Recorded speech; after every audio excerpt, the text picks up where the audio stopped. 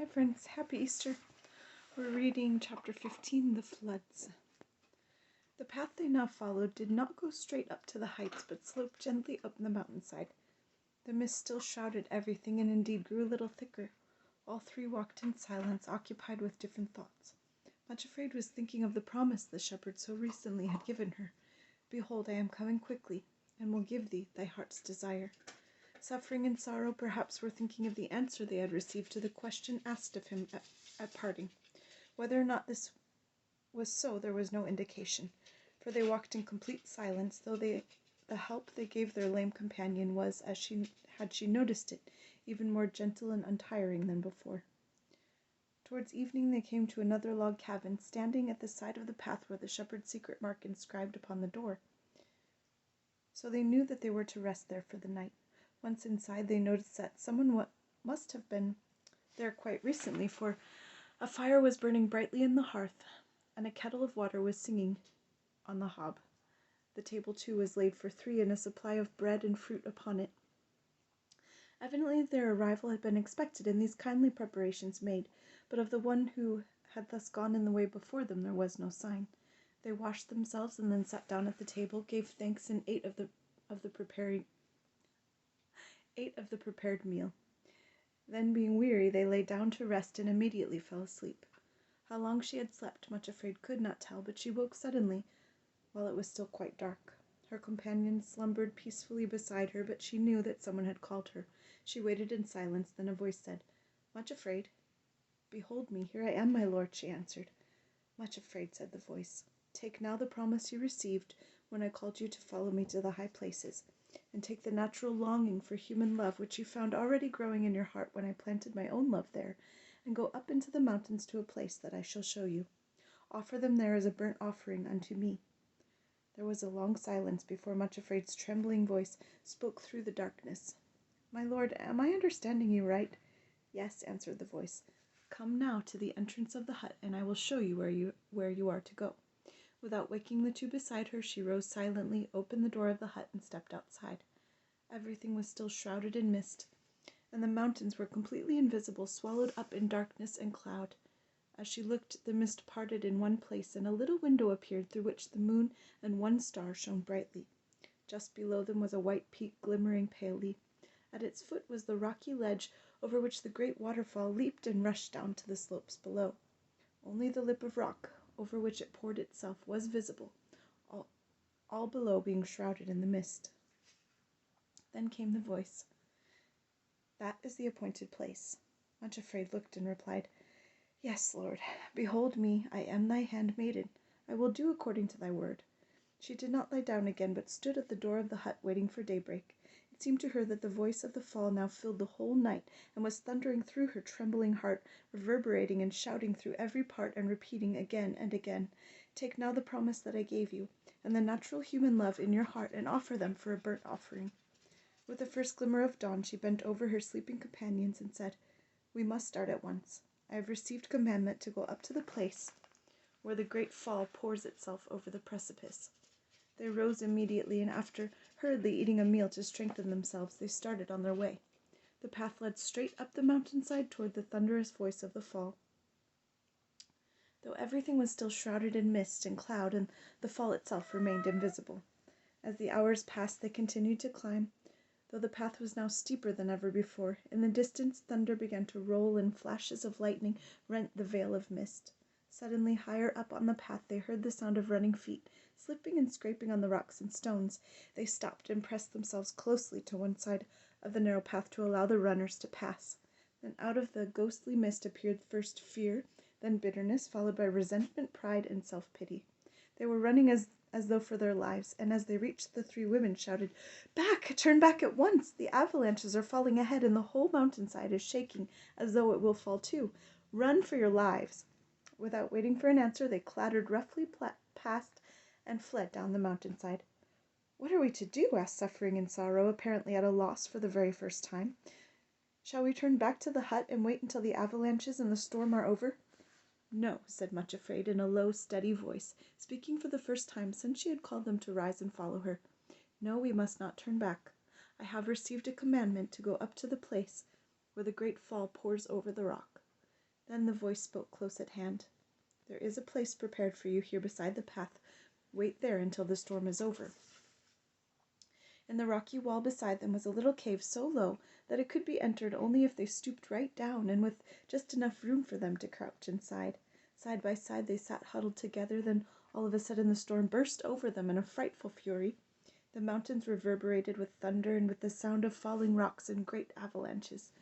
The lightning flashed incessantly and ran along the ground in sizzling flames. Then the rains descended and the floods came, and the winds blew and beat upon the mountains until everything around them seemed to be shivering and quaking and falling. Flood waters rushed down the steep cliffs, and a torrent poured over the rocks which projected over the cave so that the whole entrance was closed with a waterfall. But not a single drop fell inside the cave where the three sat together on the ground.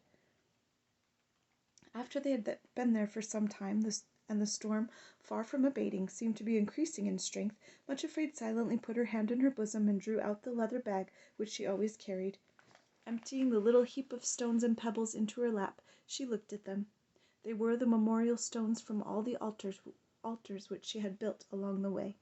From the time that she stood beside the shepherd at the pool and allowed him to plant the thorn in her heart, and all along the journey until that moment of crouching in a narrow cave upon which the whole mountain seemed to be ready to topple, nothing was left to her but a command to offer up the promise on which she had staked her all, on the strength of which she had started on the journey.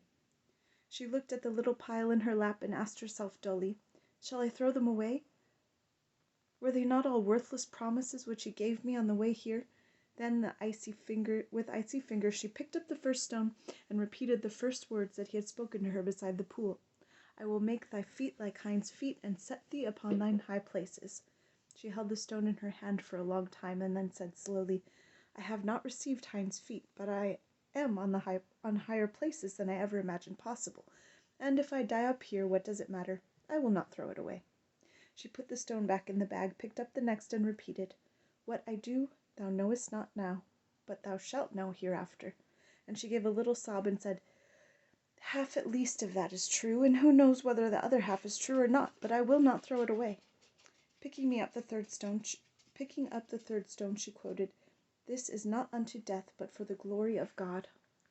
"Not unto death," she repeated, "even though he says, 'Offer the promise as a burnt offering.'" But she dropped the stone back into the bag and took the fourth. "Bread corn is bruised, but no one crushes it forever.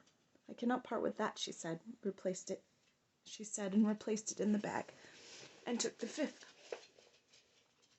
Cannot I do with you as the potter, saith the Lord?" "Yes," she said, and put it back into the bag. Taking the sixth, she repeated, "O thou afflicted, tossed with tempest, and not comforted, behold, I will lay thy stones with fair colors." Then could go no farther, but wept bitterly. "How could I part with that?" she asked herself, and she put it in the bag with the others and took the seventh. "My sheep hear my voice, and they follow me." "Shall I not throw this one away?" she asked herself. "Have I really heard his voice, or have I been deceiving myself all the time?"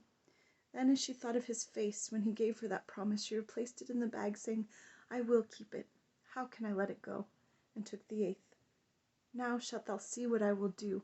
Remembering the precipice which had seemed so terribly impossible, and how he had brought her to the top, she put the stone with the others and took the ninth. "God is not a man that he should lie. Hath he said, and shall he not do it? Or hath he spoken, and shall he not make it good?" For a very long time she sat trembling with that stone in her hand, but in the end she said, "I have already given the only answer possible when I told him, 'If thou canst, thou mayest deceive me.'"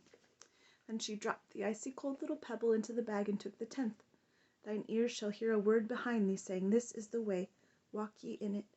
When ye turn to the right hand, and when ye turn to the left.'" At that she shuddered, but after a while added, "Thou hast a little strength, and hast not denied my name. Hold that fast which thou hast, and no man take thy crown." Returning the 10th stone to the bag, after a long pause she picked up an ugly little stone lying on the floor of the cave and dropped it in beside the other 10, saying, "Though he slay me, yet I will trust in him." Tying up the bag again, she said, "Though everything in the world should tell me that they are worthless, yet I cannot part with them," and put the bag once again in her bosom. Sorrow and her sister had been sitting silently beside her, watching intently as she went over the little heap of stones in her lap. Both gave a strange laugh, as though of relief and thankfulness, and said together, "The rain descended, and the floods came, and the winds blew and beat upon the house, and it fell not, for it was founded upon a rock." By this time the rain had ceased, and the cataract was no longer pouring over the rocks, and only a light mist remained. The rolling of the thunder and the roaring of the avalanches were fading away into the distance, and as they looked out of the cave, up from the depths beneath came through the wreaths of mist the clear, jubilant notes of a bird. It might have been brother to that which sang in the dripping woods at the foot of the high places. "He's gotten the victory, hurrah! He's gotten the victory, hurrah!" As the pure, clear notes came floating up to them, the icy coldness in the heart of Much Afraid broke, then melted away. She pressed her hands convulsively against the little bag of stones, as though it contained priceless treasure, which she had thought lost, and said to her companions, "The storm is over. Now we can go on our way." From that place on, it was very steep going, for the path now went straight up the mountainside, so straight and steep that often Much Afraid could hardly do more than crawl forward on hands and knees. All along she had hoped that the higher she went and the nearer she got to the high places, the stronger she would become and the less she would stumble. But it was quite otherwise. The higher they went, the more conscious she was that her strength was leaving her, and the weaker she grew, the more she stumbled. She could not help dimly realizing that this was not the case with her companions. The higher they went, the more vigorous and strong they seemed to become, and this was good, because often they had almost to carry Much Afraid, for she seemed utterly spent and exhausted. Because of this they made very slow progress indeed. On the second day they came to a place where a little hollow in the mountainside formed a tiny plateau. Here a spring bubbled out of the cliff and trickled across the hollow and down the side of the mountain in a little waterfall. And they paused to rest. The voice said to Much Afraid, "Drink of the brook at the side of the way and be strengthened." Stooping down at the spring where it bubbled up from between the rocks, she filled her mouth with water, but as soon as she swallowed it, she found it was so burning and bitter that her stomach rejected it altogether, and she was unable to retain it. She knelt by the spring, gasping for a moment, and then said very quietly and softly through the silence, "My lord, it is not that I will not, but that I cannot drink of this cup." "There is a tree growing beside this spring of Mara," answered the voice. "Break off a piece of branch. When you have cast it into the waters, they will be sweetened." Much Afraid looked on the other side of the spring and saw a little stunted thorn tree with but one branch growing on either side of the splintered trunk like the arms of a cross. They were covered all over with long, sharp spines. Suffering stepped forward, broke off a piece of the thorn tree, and brought it to Much Afraid, who took it from her hand and cast it into the water. On doing this she stopped. She stooped her head to drink again. This time she found that the stinging, burning bitterness was gone, and though the water was not sweet, she could drink it easily. She drank thirstily and found that it must have contained curative properties, for almost at once she was wonderfully refreshed and strengthened. Then she picked up her 12th and last stone there beside the water of Mara and put it into her bag. After they had rested a little while, she was able to resume the journey, and for a time was so much stronger that although the way was even steeper than before, she was not nearly so faint and exhausted. This greatly comforted her, for by that time she had only one desire in her heart, to reach the place appointed and to fulfill the command which had been given her before her strength ebbed away altogether. On the third day they lifted up their eyes and saw the place afar off, the great rock cliff and the waterfall, and continuing up the rocky path, at midday they came through the shrouding mist to the place which had been appointed. Have a wonderful evening, friends. God bless you.